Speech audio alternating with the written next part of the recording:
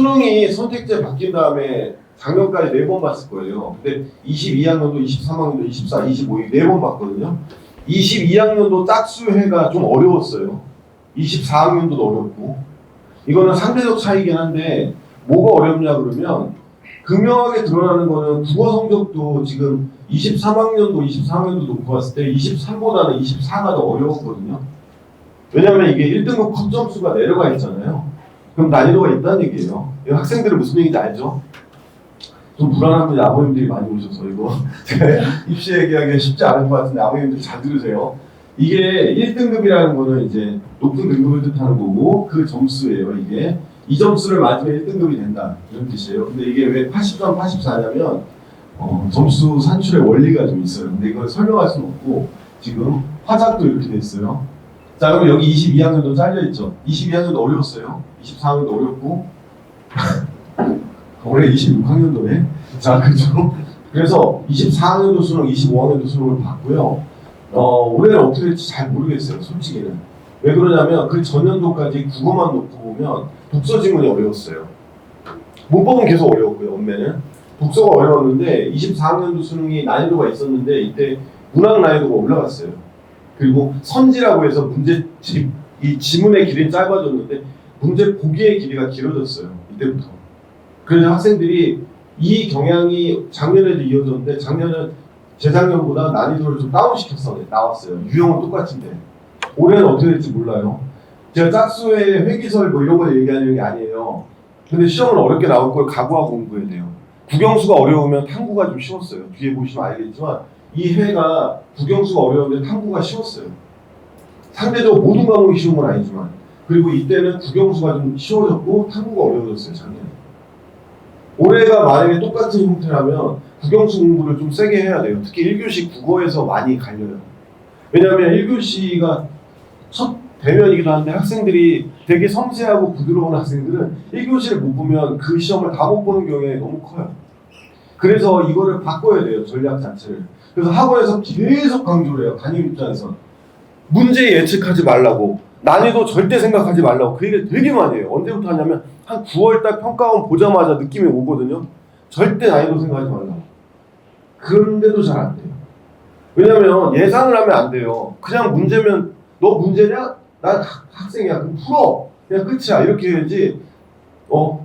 이거 하면 안 돼요. 절대. 시간이 없네. 이거 왜 이래? 이러면 안 돼요. 그러면 바로 박살 나거든요. 근데 문제는 우리가 지금 예상하는 건 1, 2등급을 맞기 위한 노력이지 3, 4등급 맞으려고 하는 학생들은 평소 하는 대로 하면 되는데 재수하는 입장에서 1, 2등급을 맞으려고 하겠죠. 그렇게 됩니다. 그거는 수학은요 똑같아요. 비슷한데 조금 다른 건 23학년도도 좀 어려웠어요. 수학은. 그 다음에 24학년도 좀 많이 어려웠고요. 25학년도. 자, 제가 미적만 얘기했죠. 왜 그랬을 것 같아요? 미적분이 어렵게 나와요. 24학년도 수능에서 미적 27번이 어려웠거든요. 자, 27번은 3점짜리 문제죠. 27번 어려우면 어떤 문제가 생겨요? 걸려요. 왜 걸려요? 그 전까지는 27번을 틀린 적이 없던 학생도 있어요. 남자 이과 미적분 하는 학생들. 근데 27번에서 헤매기 시작하면 27번에서 헤매기 시작하면 28, 29, 30에 평정심을 이뤄요. 이게 왜 중요하냐면 27번을 못 푼다의 문제가 아니에요. 어차피 얘가 27번 풀기 전에 공통해서 다 풀고 넘어오지 못하거든요. 그러면 15번이나 14번, 21번 놔두고 27번에서 막히기 시작하면 28, 29, 30에 다 흔들리게 돼요. 근데 24학년도가 어떤 일이 있었냐면 옛날 얘기 빨리 얘기하면 24학년도에 즉 23년 9월달 평가원 시험 되게 쉬웠어요. 수학이. 어떤 일이 있었냐면 제가 맡았던 반 한 반 학생이 40명 정도 됐었는데 그 반에서 여학생들이 하나 틀리고 다 맞는 애가 8명이 나왔어요. 9월달 시험이. 근데 이게 잘하는 게 아니라 그렇게 나오면 안 되는 애들이에요. 원래 성적이. 근데 쉬웠거든요. 왜냐면 그 전까지 계속 어렵게 나왔었거든요. 그래서 대비를 했던 거예요. 근데 9월달에 시험이 그렇게 나오고 나서 수능에서 27번이 어렵게 나오니까 애들이 3, 4개씩 더 틀렸어요. 8명 중에 2명만 살아남고 나머지는 다 80점, 81점, 76점으로 떠나가 버렸어요.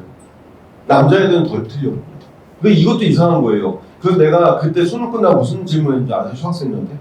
미적분은 남자의 과목이냐? 이렇게 물어봤어요. 저는 수학생이 아니었거든요. 왜냐면 예상을 하면 안 되는데 여학생들이 더 흔들리는 거예요. 27번 똑같이 어려워요. 누구한테? 시험장에 들어가서 시험을 딱 봤을 때 어렵잖아요. 그럼 나만 어렵지 않고 다 어렵다고 생각해야 돼요. 바로 그 순간에 생각을. 근데 그렇게 안 하면 안 되거든요.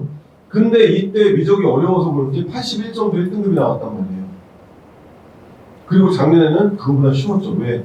27번, 28번이 그거보다 어렵지 않았거든요.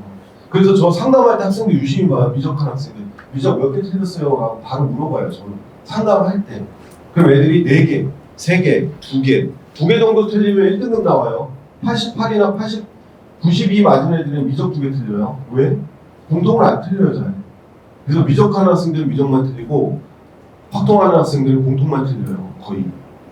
학원 다니면 대부분 그렇게 되고 고등학교 3학년 때도 그렇게 돼요. 근데 4개 틀리면 아까 교무실장 수학 선생님이거든요. 4개 틀리면 미적을 하라고 그래요, 교무실장은. 근데 저는 생각이 좀 다르긴 해요, 개인적으로. 왜냐하면 서로 간에 의견이 달라서 학생들이 얘기를 듣고 합리적 판단을 내리면 되는 거예요. 19살, 20살은 누구 얘기도 안 듣고 되게 반대로 얘기하면 누구 얘기도 잘 듣고 머리도 영리하지만 반대로 누구 말도 안 들을 나이긴 해요. 19, 20살. 그러니까 고등학생은 아니거든요, 이들이. 여기 앉아있는 학생들이. 근데 수학 같은 경우 미적을 4개 틀렸을 때 얘가 확통으로 돌렸을 때 몇 개를 맞을까도 생각을 해야 돼요. 왜냐면 이제부터 무슨 생각을 해야 되냐면 우리가 재수를 한다는 건 무슨 과목을 선택한다는 뜻이 아니에요. 무슨 과목을 선택하고 시험을 잘 봐야 된다라고 생각하셔야 돼요. 남학생들이 물리할 때 물리를 하려는 학생들이 있어요. 물리하겠다고 할 때 제가 물리를 사랑하니 이렇게 물어봐요. 그럼 애들이 수업 배우냐? 뭐 이렇게 생각해요. 왜 물리를 사랑하냐고 물어봤을 것 같아요, 제가. 지금 올해 예상에 저 물리 선택자 5만 명도 안 될 것 같아요, 시험 응시자. 5만 명이 안 되면 어떤 일이 벌어지냐면 잘 보지 다 맞지 않으면요 등급이 너무 많이 떨어져요. 하나 틀릴 때마다. 작년에 물리가 1컷이 48점이었단 말이에요. 근데 학생이 물리를 하겠다고 그러면 얘가 물리를 해서 다 맞지 않으면 물리를 해도 손해를 많이 보는 싸움이에요. 근데 이거를 하겠다고 그러면 정말 좋아해야죠.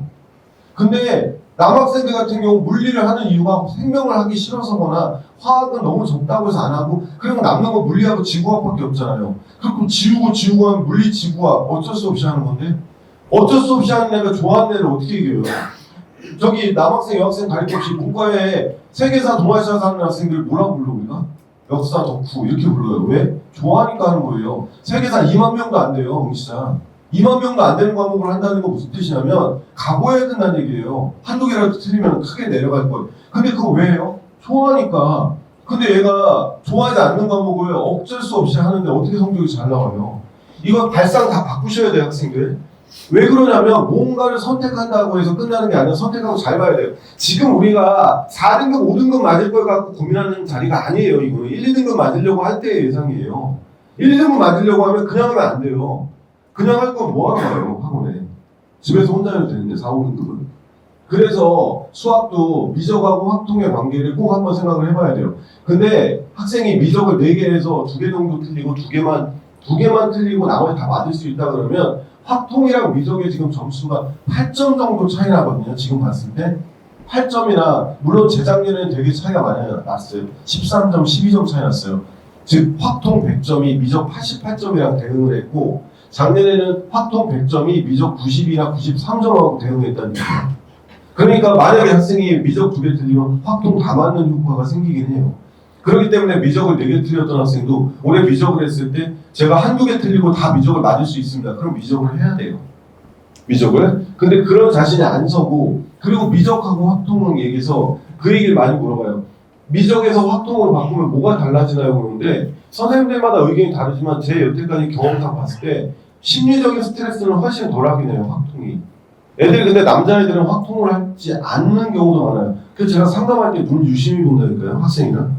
첫 자리에서 이 사람이 왜 보나? 제 눈이 작거든요. 근데 제가 쳐다보면 잘 몰라요. 애들이. 내가 왜 얘기를 하냐면 확통을 해서 누굴 자리를 보고 얘기를 해야 돼요. 얘가 확통을 해도 절대 공부를 안 할 것 같은 애는 미적하라고 해야 돼요. 왜 그러냐면 확통을 별로 해본 적이 없고 고등학교 때 내신 때로 확통을 안 했고 확통을 해봤는데 내신이 안 나왔고 재미가 없고 더더군다나 난 이과고 이런 거 있잖아요. 이과인데 어떻게 확통을 하라고 그래? 뭐 이런 거 있기 때문에. 하지만 점수만 놓고 본다면 확통을 했을 때 시험을 미적보다 잘 볼 확률이 있긴 해요. 다만 미적과 확통의 점수 차이를 감안했을 때 미적을 2개 틀리면 확통 다 맞고 그러니까 미적을 3개 틀리고 확통 하나 틀린 거와 비슷하기 때문에 내가 확통을 했을 때도 하나나 다 맞거나 하나 틀릴 정도가 된다면 미적을 안 하고 확통을 해도 되지만 미적 3개 정도면 미적 확통 하나 틀리는 거와 비슷한 효과가 생기니까 그것도 감안해서 생각을 해야 돼요. 자, 그 다음에 빨리 피치해야 되겠다. 분위기 안 좋다. 느낌이 안 좋아요. 자, 그 다음에 영어도 경련 주기설인데 이게 어려웠어요. 24학년도가. 작년에 그거보다 쉬웠고 1등급이에요. 그러면 24학년도 4.71. 이때는 영어 1등급자가 정시로 넘어오는 애들이 많지 않았어요. 왜? 수시에서 1등급 맞은 애 중에 수시 합격한 애들 빼면은요 실제로 이거보다 훨씬 내려가요. 정시로 넘어오는. 그러니까 그 당시 연세대 같은 경우 영어 1등급만 지원을 해야 유리하긴 한데 2등급자들도 많이 썼고요. 서울대하고 고대는 영어 3등급도 상관이 없었어요. 이 시절에. 왜냐하면 2등급도 많지가 않았기 때문에 3등급도 상관이 없어요. 하지만 작년은 좀 달랐겠죠. 그래서 작년에 영어 3등급자는 연세대에 절대 쓰면 안 되고요. 2등급자도 연세대 감점이 좀 돼요. 근데 서울대랑 고려대는 영어 반영이 또는 감점이 또는 점수 반영해서 폭이 연세대보다는 작기 때문에 서울대나 고대는 영어에 대한 것이 좀 적긴 하죠. 하지만 의대, 치대, 한의대, 수의대, 약대를 가기 위해서는 영어 1등급을 반드시 맞으세요라고 할 수밖에 없어요. 원서를 써보면 그렇게 돼요. 작년에 우리 반 애들 의대, 치대, 한의대, 수의대, 약대를 쓸 때 보면 10몇 명 썼어요. 10몇 명. 한 반에서만. 근데 그 학생들 같은 경우 11, 2, 11이 있는 애들이 있어요. 11, 2, 11. 국어, 수학 1, 영어 2, 탐구 1. 4명 나왔거든요. 작년에만 우리 반에서 한 반에서만 4명. 11, 2, 11. 근데 얘네들이 의대가 잘 안 돼요. 그리고 지방 쪽에 한의대들은 영어 2등급 맞으면 안 되는 학교 있어요. 동신대나 상지대 이런 학교는 영어 2등급 갖고 지원 자체가 안 돼요. 그러니까 영어가 어느 대학을 가느냐에 따라서 어느 정도의 분량으로 공부를 해야 될지가 달라지는 거지 그냥 하는 건 아니에요. 그래서 영어 같은 경우는 어쨌든 올해로 보면 쉽지 않을 것 같고 들리는 얘기는 수능 특강 영어 지문 난이도도 올렸다고 하더라고요. 왜 올렸는지는 생각을 잘 해보세요. 그래서 영어 같은 경우 공부를 안 하면 되게 힘들어요. 그리고 저 같은 경우 학생 상담할 때 성적표 봤을 때 영어 5등급인 학생들은 생각이 되게 많아져요. 그런 학생들 보면 상담 때 영어 5등급은 영어 공부를 아예 안 한 케이스거든요. 근데 얘네들이 성적이 정말 많이 안 올라요. 영어를. 왜냐면 영어를 지금까지 안 해서 5등급 맞으면 앞으로 재수하는데도 영어는 제일 후예요. 제일 후. 이 말은 뭐냐면 영어의 비중이 제일 작고 영어 공부를 웬만하면 안 해요. 근데 영어가 3등급을 맞아도 쓰지 못하는 학교 제법 생겨요. 정시에서. 그렇기 때문에 이런 학생들은 사실은 굉장히 생활 습관부터 다 바꾸게 하거든요. 저 같은 경우. 왜 그러냐면 영어나 국어는 무조건 하루에 할당량을 해야지만 돼요. 반드시. 그렇게 안 하면 습관 안 잡혀서 안 돼요. 특히 자연계 남학생들은 되게 싫어하거든요. 국어나 영어. 웬만하면. 그래서 영어 5등급자들은 생각이 되게 많아진다는 생각합니다. 자, 그 다음에 사탐 과탐인데요. 자, 사탐하고 과탐을 바꾸려고 할 때 일단 과학부터 먼저 볼게요.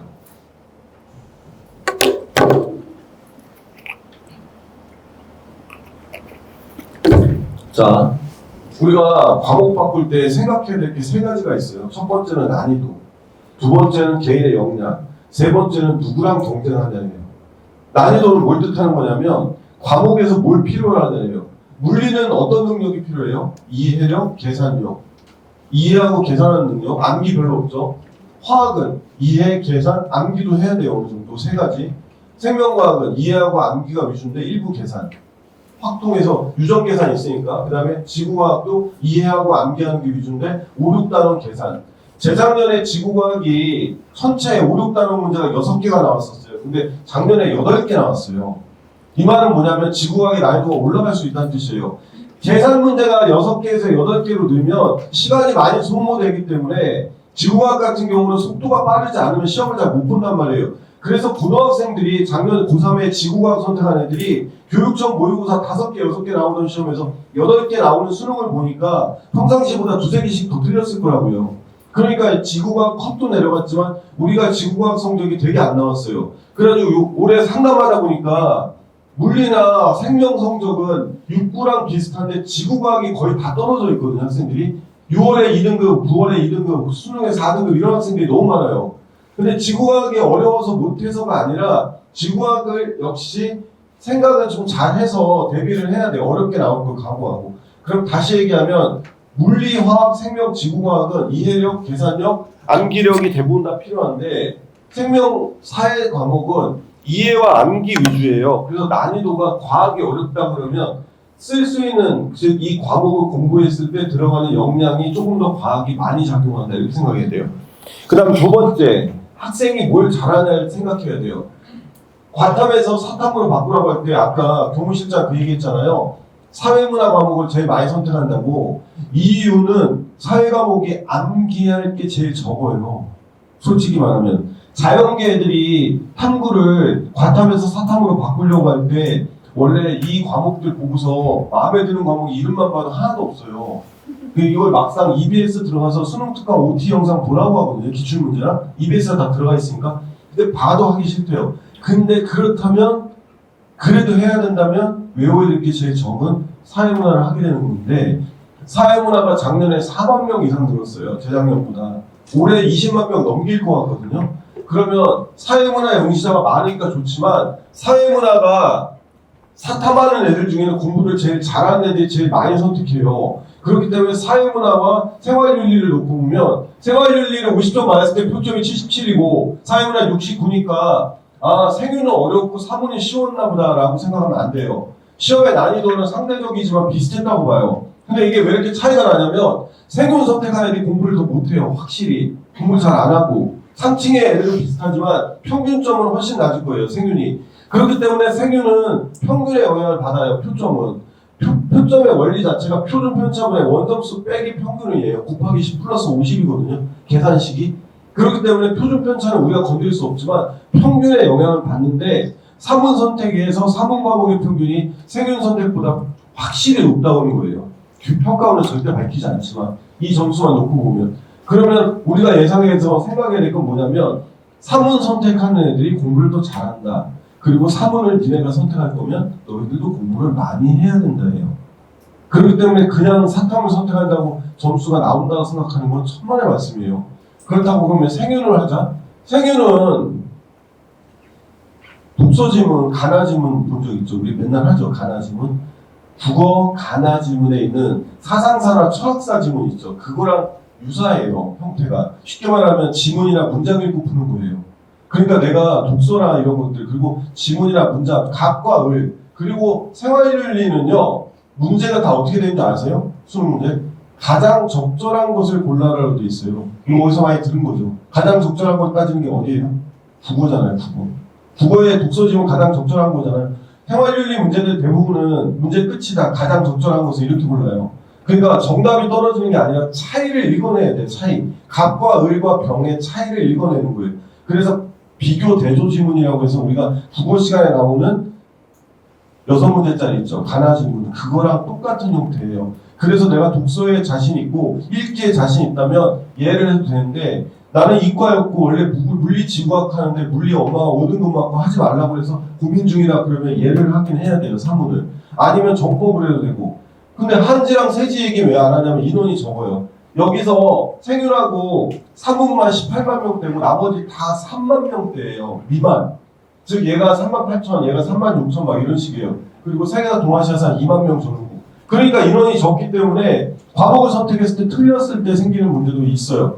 다만 나는 좋아하고 잘하면 하라고 하거든요. 다 맞으면 되니까. 근데 다 못 맞을 싸움이면 문제가 되는 거죠. 그래서 제가 얘는 과학하면 안 될 것 같은데 사탐으로 돌려야 되는데 고집을 부릴 때 늘 하는 얘기 있어요. 너 화학을 사랑하는구나? 네. 그럼 화학 다 맞을 수 있니? 아니요. 그러면 점수 분포를 보여줘요. 작년에 어떻게 나왔나? 화학. 하나 틀렸을 때 100분이 어떻게 떨어지나? 얘네요. 화학을 44점 맞으면 2개 틀린 거거든요. 3점, 3점짜리. 44점 100분이가 79예요. 79. 79가 몇인 줄 아세요? 3등급 끝머리. 2개 틀렸을 때. 근데 지구과학의 44점은 96이에요. 100분이가. 96. 지구과학 2개 틀렸을 때 작년에 100분이 96. 얘 79예요. 이게 무슨 뜻인지 알죠, 학생들? 차이가 17 나요. 17. 쉽게 말하면 화학을 했을 때 틀리면 안 된다는 얘기예요. 이론적으로 무조건. 그러니까 네가 화학을 할 거면 다 맞으라고. 네, 어떻게 다 맞아요? 이렇게 얘기하면서 화학을 한다 그러면 각오를 해야죠. 안 나올 것도 성적이. 그럼 화학 빼고 나머지 다 1등급 맞을 수 있니? 이렇게 얘기하면 애들 이 사람 이상한 사람이네 이렇게 생각해요. 저를. 왜 그러냐면 그 정도로 안 하면 안 돼요. 재수를 할 때 처음에 밑에 깔고 가는 게 몇 개 틀릴 걸 깔고 시작하면 안 되죠. 탐구는.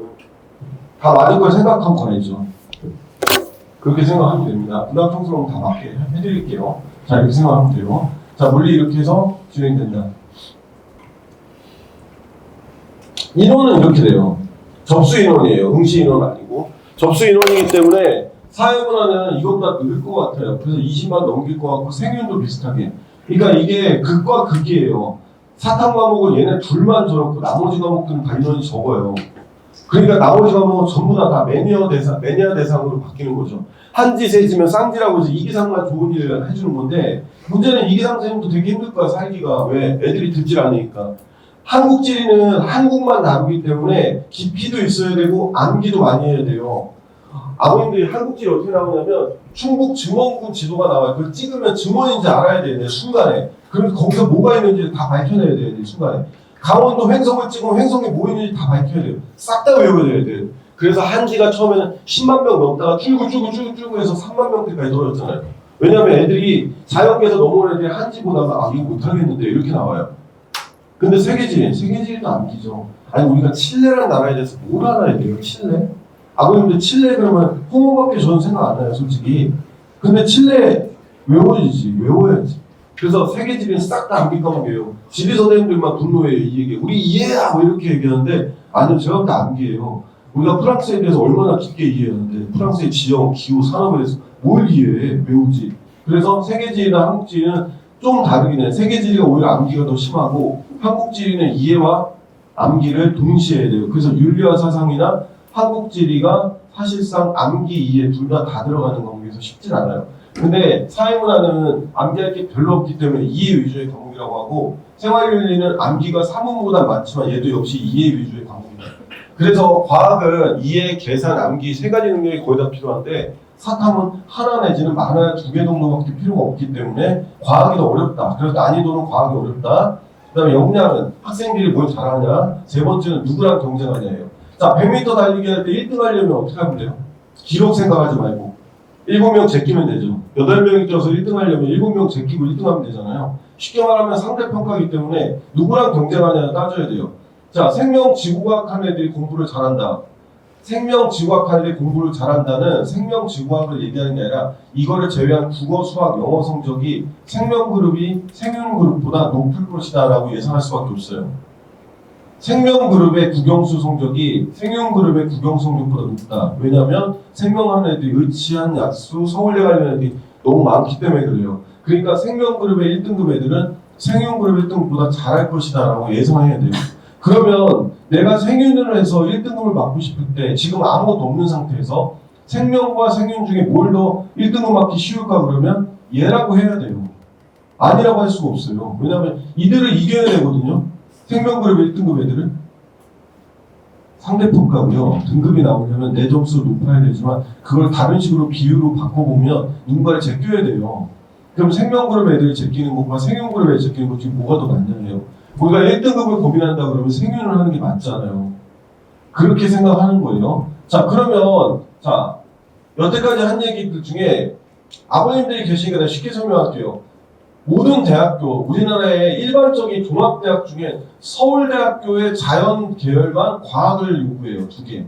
물론 카이스트, 디디스 이런 거 빼면 서울대만 2개 요구하고 연대부터 쭈르륵 내려서 연대, 고대, 성대, 서강, 한양은 사탐을 해도 자연계 지원이 돼요. 올해부터 사탐해도 자연계 지원 돼요. 원래 작년에는 됐지만 올해는 고려대, 시립대, 홍익대, 숙명여대 이런 데 다 풀어버렸어요. 그 말은 뭐냐면 과학을 해도 자연계를 갈 수 있고 사회 과목을 해도 자연계 갈 수 있다. 이거 이해됐죠?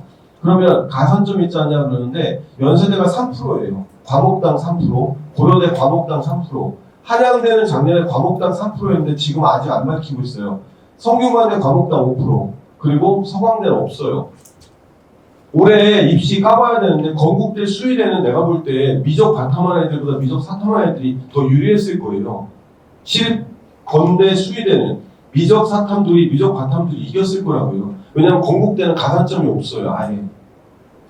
서강대나 건대는 과탐 지정에 가산이 없어요. 그 말은 뭐냐면 자연계를 갔을 때 얘가 사탐을 해도 되고 과탐을 해야 되는데 지금 말한 연대고대나 한양대는 3%라도 주잖아요. 건대랑 서강대는 제로예요. 그 말은 뭐냐면 얘가 건대 컴공을 가고 싶다 그럴 때 무조건 점수 잘 나오는 거예요. 내가 과학을 하면 안 되고 접근을 아예 바꿔야 돼요. 얘가 서강대 전자공학 가고 싶다 그러면 점수가 잘 나오는 거야 돼요.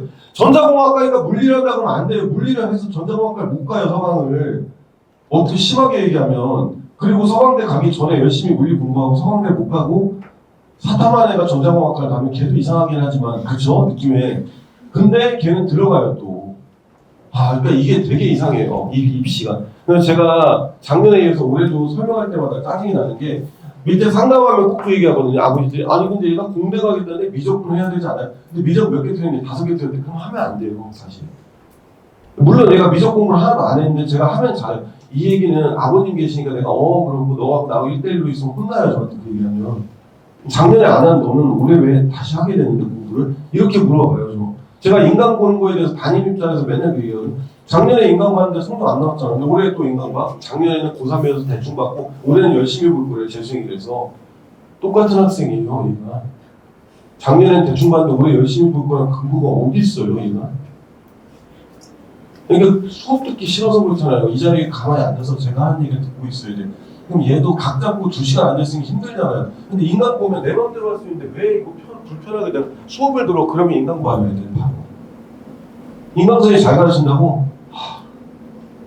선생님이 2007년부터 강의했거든? 근데 인강 강사가 잘 가르친다고 생각하면 안 되는 게 인강은 수업 하나 틀리면 다시 찍어. 다시 찍는다고 그냥. 그러니까 영화 같아. 그러니까 보기에는 좋아. 근데 수업 때 내가 수업을 하잖아요. 얘가 인강을 들어요. 이 옆에는 수업 듣고 있고 그럼 얘가 수업을 들으면 어떤 효과가 생기냐면 내 옆에 있는 애가 어떤 반응을 하는지가 다 보여요. 수학 같은 경우는 내가 이해 못한 걸 옆에가 이해하는지도 다 볼 수 있고 한두 가지가 장점이 있는 게 아니에요. 프린트도 주고 질문도 받아주고 다 하는데 인강을 보면 하나도 얻을 수가 없어요. 자, 탐구 바꾸면 이 정도는 기대해야죠. 5등급, 4등급 맞았던 애예요. 화원, 생원. 근데 얘가 4분 정법하면 1등급, 2등급 정도 맞을 수 있다. 물리가 미적분이 아쉬운 애지만 실제 작년에 우리 반 사례예요. 경희대 경영 갔거든요. 일단 정시 하나는 붙었어요. 경희대 경영. 근데 얘가 5사인데 이거 도저히 못하겠대요. 그래서 사탐하고 사탐 2개를 바꿨는데 사문하고 정법이 비슷하기 때문에 한 걸 거예요. 자, 입시 변화는 다 얘기했고요. 그 다음에 학생들이 물어보는 학생들이 있어요. 근데 연세대가 올해 정시에서 내신 반영해요? 반영해요. 근데 영향력 거의 없어요. 연세대 정시에서 내신 반영하지만 영향력이 없다고 생각하세요 그냥. 왜냐면 1, 2등급은 동점이고요. 3, 4등급이 1점 감점이고요. 5, 6등급이 이제 2점이 떨어져요. 근데 이 문제는 의미가 별로 없어요 이게. 그래서 제 생각에는 연세대 내신 때문에 연세대 정시적으로 안 하는 게 아니라 연세대 정시 성적이 안 나와서 안 된다. 이렇게 해석하면 돼요. 자, 그 다음에 고려대 지정 과목 없앴죠. 가탐 가산점 3%예요. 자, 그 다음에 서강대 반영방법 바꿔. 이거 뭐 큰 의미는 없어요. 성대가 작년에 했던 거고요. 성균관대 반영방법 바꿔. 나군에서 백분위 반영. 이게 무슨 뜻이냐면 성적표 보면요. 아버님 어머니 아시지만 수능 성적표 보면 표준 점수라는 거 있죠. 그리고 백분위라는 게 있죠. 근데 지금은 상위 대학들은 다 표점 반영이에요. 근데 성균관대가 내년에 처음으로 올해 처음으로 나군에서 백분위 반영. 나군에 과 되게 많아요 성대에. 근데 얘는 100분 위로 뽑는데요. 근데 그럼 뭘 더 열심히 해? 내가 성대 가고 싶은데 그런 건 없고요. 100분위는 어쨌든 표준 점수에 기반해서 바뀌는 점수거든요. 그러니까 내가 높은 점수를 받을수록 높게 되는데 간혹 시험이 매우 어려운 시험들이 있어요. 지금 재작년에 국어 이런 거 재작년 국어처럼 1등급이 91이나 2 정도에서 잘리면요. 그러니까 91이 2가 아니죠. 100분이 100이 92점까지 내려오게 되면 100점, 98점, 97, 96, 95, 94, 93, 92까지가 다 100으로 돼요. 근데 걔네 표준 점수가 다 다르거든요. 쉽게 말하면 표점이 점수가 더 퍼져 있어요. 그래서 100분위는 100이지만 어떤 애는 표점이 150이고 어떤 애 100분위 100은 표점이 143이에요. 7점인데도 100분위는 다 동점 100으로 나와요. 이런 상황이 전개됐을 때는 얘가 표점 학교를 쓰는 게 아니라 100분위 학교를 쓰는 게 유리하다고 해요. 그렇게 해서 100분위가 쓸모가 있는데 일단 성균관대에 희한한 짓을 많이 한다. 이 정도만 생각하면 되고요. 한 과목 반영도 있으니까 탐구. 나머지 학교들 경희대도 좀 많이 바꿔요. 경희대가 영어 반영이 매우 큰 학교였는데 올해부터는 영어를 감점제로 바꿔요. 그리고 1, 2등급은 감점 없어요. 3등급부터 깎이는데 이렇게 되면 경희대는 4등급 애들도 쓸 거예요. 정시에서 영어를. 근데 이게 경희대가 큰 시도예요. 왜냐면 얘네가 영어를 3등급마저도 쓸 수가 없는 학교였거든요. 정시에서. 단점이 너무 커서. 근데 얘네가 이렇게 싹 바꿨고 반영교육 바꿨고 그냥 말로만 얘기하면 이렇게 돼요. 인문계열 같은 경우 인문계열 학교도 있죠. 서울대를 뺀 연세대, 고려대 이런 학교들 중에 상당수가 국어를 잘 봐야 되는 식으로 바꿔놔요. 경희대도 그렇고 시립대도 그렇고 연세대도 그렇고 국어의 반영이 많이 높아요. 인문계열은. 그리고 사탐에 가산점을 줘요. 경희대도 주고 시립대도 주고 연세대도 주고 중앙대도 주고 쉽게 말하면 확통 사탐을 하는 학생들은 국어를 잘 봐야지 유리하다 이렇게 해석해야 돼요. 그래서 연세대 발표 났는데 정시 작년에 보면 연세대 정시에서 국어 1, 수학 3, 영어 1, 탐구 1, 1로도 연세대 정시가 뚫려요. 연세대 정시 합격이 뜬다고요. 1, 3, 1, 1, 1로. 근데 자연계들은 쓸 수가 없어요. 그 성적으로. 왜냐하면 자연계는 과탐 가산을 받아야 되거든요. 사탐 가산은. 근데 사탐 가산이 없을 거 아니에요. 과탐을 하니까. 그래서 문과는 문과대학 들어가기 더 쉬워진다. 국어를 잘 보면. 자연계는 수학, 과학을 여전히 잘 봐야 된다. 이렇게 생각하면 돼요. 그래서 교차가 많이 줄어들었어요. 그래서 서울대가 연세대는 교차 합격자가 없을 거라는 얘기도 돌거든요. 그 정도로. 그렇게 생각하면 됩니다. 여기까지가 입시 얘기고요. 자, 전문적으로 들어와가지고 이제 학원 들어왔을 때 어떻게 되는지를 설명하기 전에 먼저 아까 교무실장님이 선택형 맞춤형 수업을 해줬죠. 설명. 선택형 맞춤형 학원의 특징이 5가지가 있어요. 첫 번째가 뭐냐면 저희가 수업의 레벨을 정할 수가 있어요. 다음 주에 시험 봐요. 12일 날 시험을 보게 돼요. 등록을 하면 성취도고사라는 걸 보게 돼요. 아까 교무실장님이 성취도고사 얘기했을 거예요. 12일 날 시험을 보게 돼요. 그 12일 날 시험을 보면 이틀이나 3일 뒤에 오리엔테이션을 해요. 저희가. 그래서 다 불러서 학생들한테 시간표 설명을 해줘요. 어떤 걸 하고 어떤 걸 하고 어떤 걸 하고 이렇게. 그러면 학생들이 종이에다가 체킹을 해서 내는데 만약에 우리 애가 시간표 못 짠다 그러면 손 들고 있으면 제가 짜드릴게요. 그냥 전화 담임들이.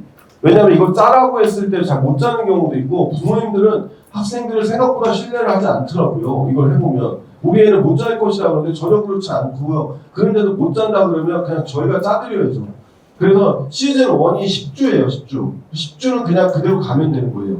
그래서 레벨을 정할 수가 있어요. 첫 번째 특징이 이런 식의 레벨은 뭐냐면 우리 애가 국어를 잘하면 국어는 어려운 수업 듣고 수학은 쉬운 수업을 들어도 돼요. 수학을 못하면. 그리고 수학 안에서도 우리 애가 수원은 잘하는데 수투는 못한다고 수원은 제일 난이도 높은 수업 4단계 있어요. 4단계 개념 수업 4단계 문제풀이 5단계 있어요. 아까 교무실장님은 그걸 단계라고 설명을 안 했잖아요. 저 같은 경우 설명을 다 해줘요. 5단계예요. 문제풀이가 내용은 4단계. 그럼 우리 애가 수학 1을 잘하면 수학 1은 1단계 제일 높은 걸 들어도 수투나 미적은 3단계 들어도 상관없어요.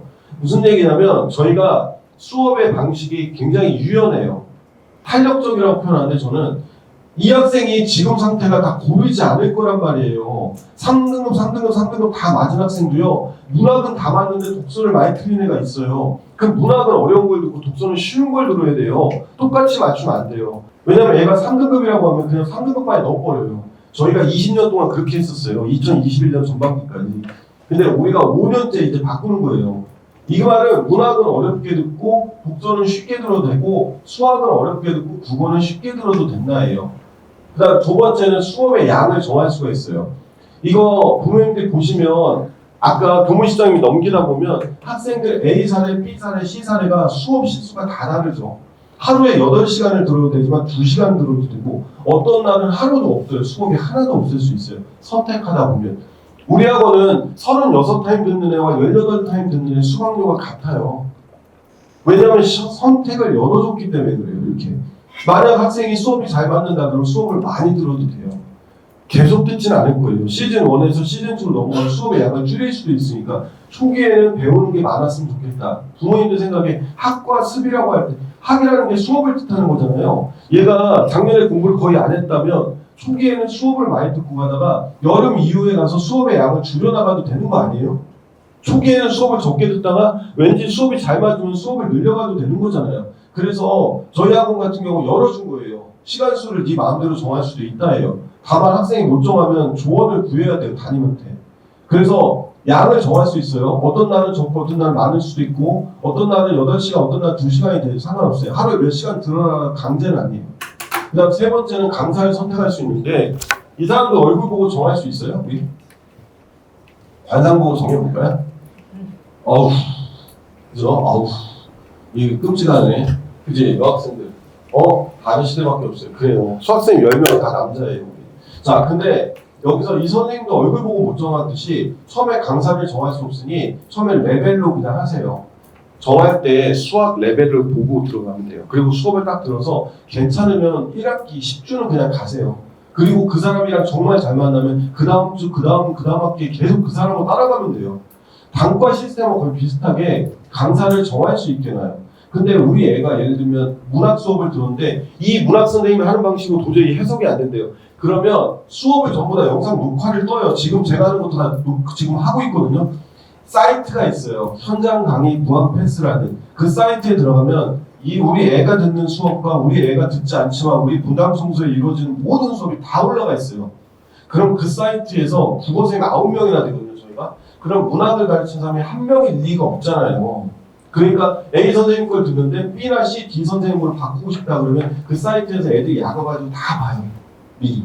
첫째 주 수업 딱 2시간 듣고 바로 그거 다 스캔 떠요. 그러고 나서 선생님 저 이 선생님을 바꿀래요. 이렇게 나와요. 그게 돼요. 그래서 네 번째 특징은 수업의 영상 녹화를 뜨고 그 사이트를 만들고 거기에 수업을 다 올려놓는다. 그래서 우리 엄마들이 간혹 예체능이었어요 우리 애가 또는 작년에 수학을 안 했어요. 근데 올해 수학을 하려고 그래요. 그러면 부모님들이 제일 걱정하는 건 뭐냐면 수업을 따라갈 수 있을까요?예요. 그래서 수업을 따라갈 수 있다는 거는 결국 따라가게 하려고 저희가 이걸 다 영상 녹화를 뜨는 거예요. 그래서 학생이 한번 보고 이해가 안 된다 그러면 또 보고 계속 가능해요. 수업을 계속 틀어줘요. 그렇기 때문에 다시 보고 복습하는데 충분히 가능하다. 이게 네 번째 특징. 다섯 번째는 수업 변경을 허용을 해요, 저희가. 그래서 자, 우리가 시험 봤죠? 오리엔테이션 했죠? 오리엔테이션 하고 시간표를 짰는데 그럼에도 불구하고 막상 수업을 첫 주에 딱 들어봤는데 와, 이거 너무 쉬워. 이거 너무 어려워. 얘는 이 선생님이랑 도저히 못 맞추겠어. 그러면 바꿔줘요. 첫째 주만 아니라 둘째 주, 셋째 주도 바꿔줘요. 다만 이거를 계속 바꾸는 게 의미가 없어요. 10주짜리 수업인데 5주 듣고 와서 어떤 애가 뭐라 하는지 아세요? 선생님 여태까지 수업을 들어봤는데 도움이 안 돼요. 그러면 걔가 5주 동안 수업을 듣는 건데 이거는 지금 이상하잖아요. 그래서 판단을 내릴 거면 10주는 그냥 가던가 빨리 바꾸던가 이렇게 해야 돼요. 근데 대부분은 다 그냥 그대로 가요. 특히 남학생들을 묻어내가지고 웬만하면 수업 다 그냥 가고 시즌2가 4월 말에 다시 시작하거든요. 그때 애들이 짜요 다시 시간표를. 그때 선생님들 바꿀 수도 있고 수업을 바꿔서 다시 레벨을 올리고 내리고 할 수 있다 이렇게 생각하면 돼요.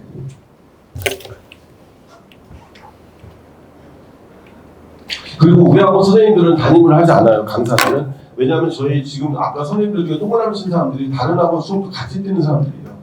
왜냐하면 수업을 여기가 저희가 강사 선택권이 있다고 했죠. 강사 선택권이 있을 때 저 같은 경우 사적으로 사실 이 시스템 21년도 들어왔을 때 반대를 했는데 이유가 뭐냐면 수업을 못하는 강사들 다 아웃될 것 같더라고요. 애들이 강사를 선택한다는 얘기 무슨 얘기냐면 처음에 수업 딱 듣고 못하잖아요. 그럼 다음 학기 다 빼버려요. 얘네들 의리나 인정 같은 걸 수업 안 들어요. 제 친구들. 자기한테 도움이 안 돼. 얘네가 급하거든요 사실.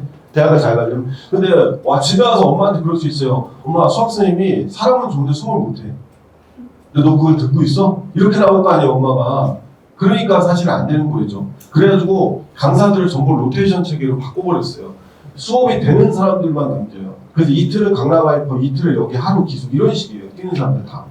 돌리는 형태로. 국어든 수학이든. 안 그러면 감당이 안 돼요. 전체적으로. 수업을 못하면 애들 어차피 안 들어요. 그래서 수업이 많아지면 분당을 해요. 쉽게 말하면 A라는 선생님이 수업이 많죠. 그러면 수요조사를 했거든요. 그런데 애가 수업이 많아졌다 그러면 나눠요 수업을. 근데 수업을 못한다 그러면 수업 폐강된다 저희가 보존 안 해줘요. 그냥 내보내지. 어차피 수업 못하면 그 사람이 그 다음에 애들이 들을 이유도 없으니까. 그래서 강사에 대한 선택권이 있는데 그래서 강의하고 질문받고 강의하고 질문받고 강사들은 그날 나와서 수업하고 질문받는 것만 열심히 한다. 그리고 나머지는 전략실이에요. 그래서 제가 전략실장이자 담임들이 하는 역할들을 간단하게 설명을 하면 들어오면 상담을 해요. 일단 입학 상담을. 그리고 학생 상담을 하는데 엄마들이 그거 많이 물어봐요. 한 선생님이 몇 명 맞냐? 근데 이 사람들이 다 수업을 안 해요. 저도 2007년부터 수업을 하다 안 한 지 꽤 됐어요. 그래가지고 강사가 아니다 보니까 학생들 상담을 할 때 학생들 시간표가 다 다르거든요. 우리 반은. 그리고 우리 반끼리 수업 듣는 거 없어요. 다만 메디반이라고 불리는 반만 수업을 같이 듣는 게 일부가 있어요. 그 외에는 전부 다 아니에요. 그러니까 우리 애가 국어는 5인데 수학 1이죠. 그럼 수학은 제일 하이 레벨의 수업을 들으면 돼요. 그래서 가끔 부모님들이 이 학원은 메디반이 있고 연고대반이 있고 명문대반이 있는데 우리 애가 메디반 들어가면 좋은 게 아니에요. 그게 아니라 연고대나 메디나 하나 차이 없는 게 학생이 선택한 수업으로 들어가게 돼요. 그렇기 때문에 얘가 연고대지만 수학은 메디반 수업을 들어야 되고 얘가 메디반이지만 수학은 연고대반 수업을 들어야 되는 일인데 그렇게도 돼요. 다만 담당하는 선생님이 있긴 하고 그 사람들이 보통 한두 반씩 맡아요. 그래가지고 그 사람들이 상담을 하니까 학생들 공강 시간에 불러서 상담을 하면 돼요. 그래서 저 같은 경우 일주일에 상담하면 40명씩 해요. 한 방에 하면. 그렇기 때문에 2주, 3주 걸려서 하면은 어차피 80명을 맡아도 100명 맡아도 상관이 없어요. 그래가지고 담임선생님들이 일단 한 반의 정원은 40명을 넘지 않게 해놔요. 그렇게 해서 맡고 상담하고 그렇게 해서 진행한다 생각하면 돼요. 담임선생님들이 하는 역할. 자, 이거는 우리 학원의 프로그램들이고 시즌제에서 하는 거. 자, 얘가 이렇게 바뀌었습니다. 그러면 수시상담, 정시상담을 하게 돼요. 이렇게 해서 학생이 상담할 때 시간 분기별로 모의고사 성적들을 전부 다 만들어요. 프로그램도. 그 다음에 이렇게 해서 단어 시험 보는 거랑 학습 시간 같은 거 다 체크하고 주간 계획표라고 해가지고요. 학생들 계획표 같은 걸 다 쓰게 해요. 플래너랑. 그래서 계획표, 플래너 같은 거 검사를 다 한다. 이렇게 생각하면 돼요. 8월 달에 해요. 수시상담. 그리고 학원은 논술 수업이 있습니다. 자, 논술을 어떻게 하냐면요. 2월 말쯤에 공개 강좌를 할 거예요. 공개 강좌는 뭐냐면 OT 수업처럼 수학생 2명, 국어생 2명이 앞으로 1년 동안 논술을 어떻게 끌고 간다를 설명을 하고 자기들이 강의 방식을 얘기해요. 그럼 학생들이 들어보고 마음에 든다 그러면 논술형 수업을 들을 수 있고 만약에 도저히 안 되겠다 싶으면 담임하고 상담하면 돼요. 외부에서 논술 듣는 걸 막진 않아요. 다만 외부에서 논술을 들으면 이 학생이 잘하는지 못하는지를 담임 입장에서 전혀 알 수가 없다는 게 좀 아쉬워요. 근데 학원에서 하면 솔직히 물어보거든요. 얘 수리 논술 잘하냐고. 답안 쓴 거 보면 알 수 있잖아요. 그래서 학원에서는 사실 여기 학원의 논술 수업을 듣길 바라기도 해요. 그리고 작년에 논술을 안 했다고 해도 논술을 피할 이유가 없어요. 이제 내신 안 좋아서 논술 못한다는 얘기는 사라졌거든요. 왜냐면 논술 100% 학교가 워낙 많아서. 오로지 논술도 공부라고 생각하면 수련이라고 생각해서 계속적으로 해나가면 돼요. 실제로 논술 합격이 적지 않아요. 근데 학생들이 그래서 논술 같은 경우는 하는데 수시상담은 9월 달에 하고 정시상담은 성적표가 나오면 돼요. 제가 이렇게 영어 2등급 맞으면 되게 아쉽다고 그랬잖아요. 이런 친구들. 그러니까 이런 친구들도 이렇게 해서 성적 학원 홈페이지에 가면 성적 상승률 이런 게 있거든요. 그래서 상담하면 틀을 이렇게 해요. 저는 개인적으로. 그래서 어디를 썼으면 좋겠다면서 부모님하고 다 상의를 하고 얘도 마찬가지예요. 지금 이 친구 같은 경우 어저께 아주대 의대 붙었거든요. 하나는 가다구는 기다려야 돼요. 숙제학대는 붙을 거예요. 근데 가구는 지금 좀 봐야 돼요. 근데 이 친구도 역시 마찬가지로 정시 상담을 하게 되면 이렇게 틀로 가서 한다 이렇게 생각하면 돼요. 작년에 제가 맡았던 반이 2반이 있었고 83명이었는데 의대부터 시작해서 연고대까지 21명 썼어요. 정시로만. 83명 중에. 그러니까 제가 맡았던 반이 조금 잘해요. 다른 반보다. 근데 그 정도는 할 수 있어요. 우리도 여기 들어오면. 그리고 서성환까지 해서 34명 썼거든요. 정시로만. 그러니까 80명 중에 반 정도까지는 그래도 서성환 이상을 써요. 선생님들 잘 가르치세요.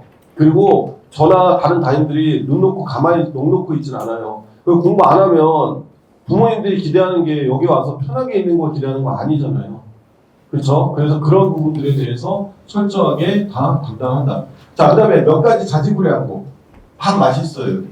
내가 그 얘기를 하면 부모님들이 급식 맛있다면서 그러면 네, 맞습니다. 이렇게 맞아요. 근데 어머니 공부를 잘 가르치냐고 물어보시는 게 맞습니다. 이렇게 얘기를 하거든요. 아, 예. 급식 만족도는 학원 11군데 중에 1위예요. 1위. 그래서 그거에 대한 걱정을 안 하셔도 될 것 같고, 아니 부모님들 중에 특히 아버지들 중에 애가 입이 짧아요 이런 분들 대놓고 있으세요. 밥 괜찮나요? 이렇게 맞아요. 그것도 먹는 게 얼마나 중요한 거 아닌데, 그렇죠? 그 다음에 지도 선생님들이 관리를 하세요. 라이브러리에서. 저희 학원의 자습실 형태는 이렇게 되어 있어요. 사진으로 보면. 네, 이렇게 돼 있어요. 그래서 층이 옆에 건물이 다 1, 2, 3, 4층이 싹 다 독서실이에요. 1층이 40개 정도, 70개 정도 되고 80개, 2층이 260, 3층이 240, 4층이 30개예요. 그래서 각각 층마다 다 배치를 해요. 그래서 지도사님들 계시고 담임인 저도 실장이 저도 넘어가서 자면 깨우고 뭐 이렇게는 한다라고 생각하시면 돼요. 그래서 어쨌든 반복적인 것들, 즉 수업도 반복이고 좋은 것에 대한 반복, 그리고 그걸 통해서 실력을 강화하고 그로 인해서 차이를 만들어내는 게 도담청소년의 프로그램이다 이렇게 생각하시면 돼요. 재수도 마찬가지입니다. 재수에서의 가장 큰 적이자 라이벌은 작년에 자기 자신이에요. 작년에 나로 돌아가면 끝입니다. 그냥. 그래서 작년에 나를 지우는 과정이 재수고요. 반복을 통해서 강화를 통해서 차이를 만들어내는 게 재수의 핵심이다 이렇게 생각하시면 될 것 같습니다.